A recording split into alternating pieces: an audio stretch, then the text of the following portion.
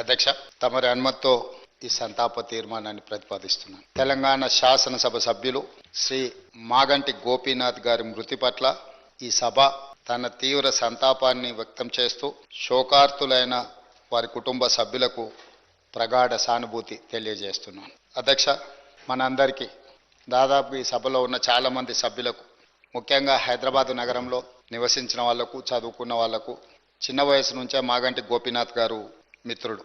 1963లో జన్మించిన మాగంటి గోపీనాథ్ గారు విద్యార్థి రాజకీయాలలో చురుగ్గా ఉండడమే కాకుండా వారు 1983లో మొట్టమొదటిసారి ఎన్టీ రామారావు గారు ప్రారంభించిన తెలుగుదేశం పార్టీలో క్రియాశీలక సభ్యుడిగా చేరి ఆ పార్టీ తెలుగు యువత రాష్ట్ర అధ్యక్షుడిగా వారు దాదాపుగా 7 సంవత్సరాలు సేవలు అందించడం జరిగింది.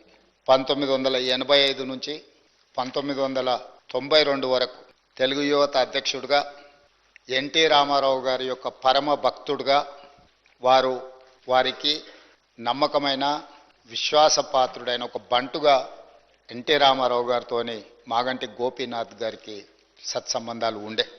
అదేవిధంగా వారు అర్బన్ డెవలప్మెంట్ అథారిటీ డైరెక్టర్గా హైదరాబాద్, వినియోగదారుల ఫోరం సభ్యుడిగా వివిధ బాధ్యతలను వారు నెరవేరుస్తూ వచ్చిండ్రు.